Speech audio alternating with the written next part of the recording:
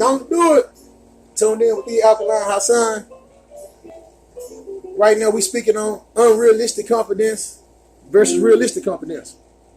I'm talking about the confidence in such an amount that one believes that he cannot be messed with from the shoulders, like he have the golden gloves of hands. He done fought every street level fighter that he done seen.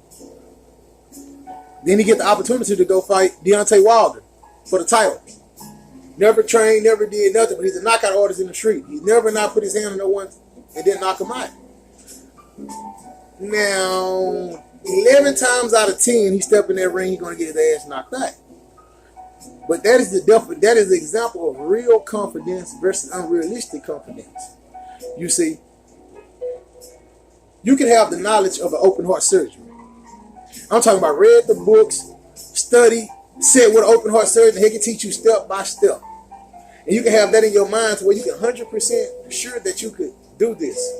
But you do not have the 100% proper training to have the confidence, the realistic confidence that you can perform an open heart surgery. So you walk in there on unrealistic confidence, on something that you did light homework in, and you performed that open heart surgery, you is going to go to jail. Someone is going to die.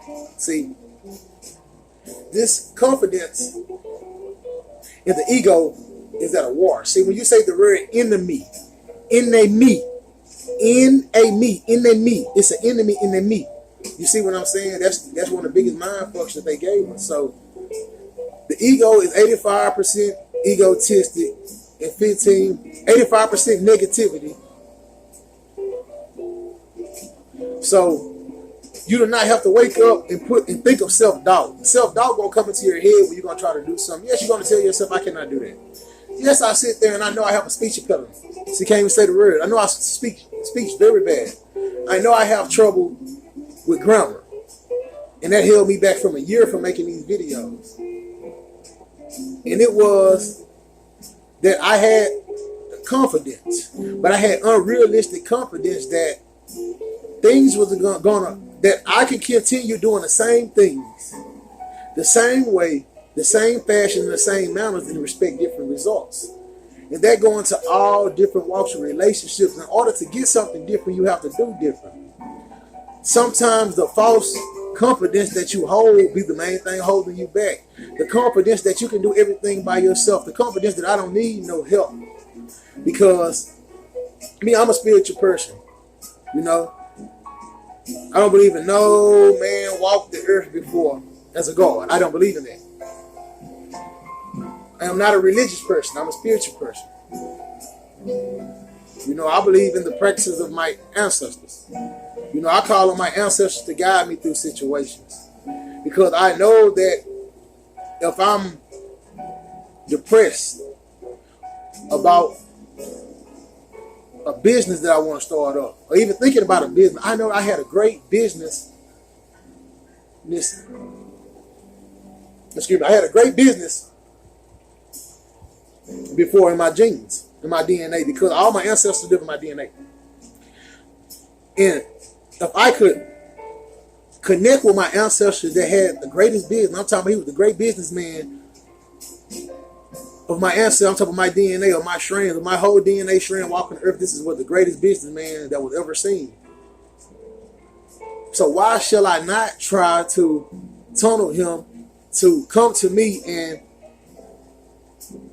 give me some notes, give me some orders, give me some signs that I'm going in the right way on my business plan? Because if you pray to anything outside yourself, you calling on something outside yourself that's watching over you, that's supposed to guide you, that is a form of an ancestor, as a guardian angel.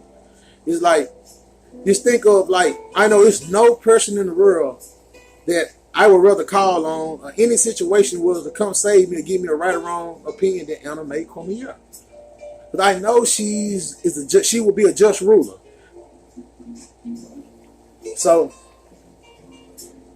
I'm gonna speak a little bit more ego. You know, this is just a freestyle. I'm gonna speak a little bit more ego. You see, that's why I challenge you to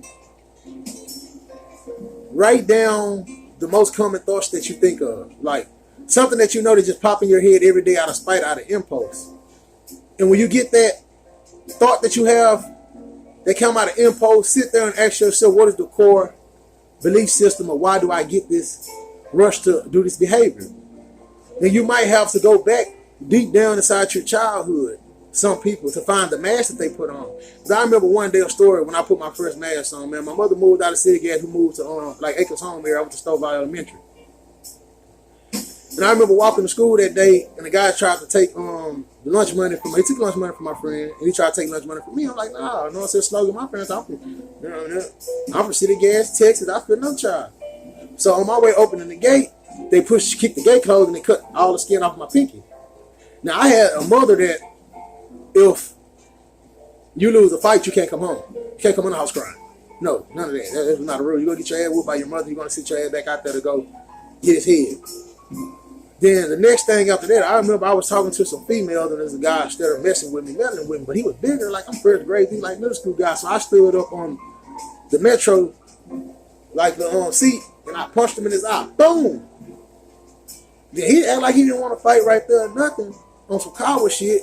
The next thing you know, I get blindsided. You know, I'm young, he hit me, popped me in my ass. I went to the highs that time. I ain't gonna lie, I went to the fucking highs. But that day, when I was laying in my bed and I was holding my motherfucking eye, Devin Marquise Comier died that day. And it was a different guy that woke up from that bed, and he had a mask on of anger that this would never happen to me again. I would never allow someone to put their hands on me, bully me. I felt so defensive, even though I was small. But I woke up and I put a mask on. It took me 26 years to go back and find that mask of why I'm zero tolerant when it comes to anger with people. To where I expect people to act out in violence when they get in my presence if I don't know them. So I'm premeditating on what I'm going to do to you before I even get into it with you. I already know what I'm going to do to you. So, man, this is just a brief discussion of confidence in the ego freestyle. So thank y'all for tuning in with the Awakened Force.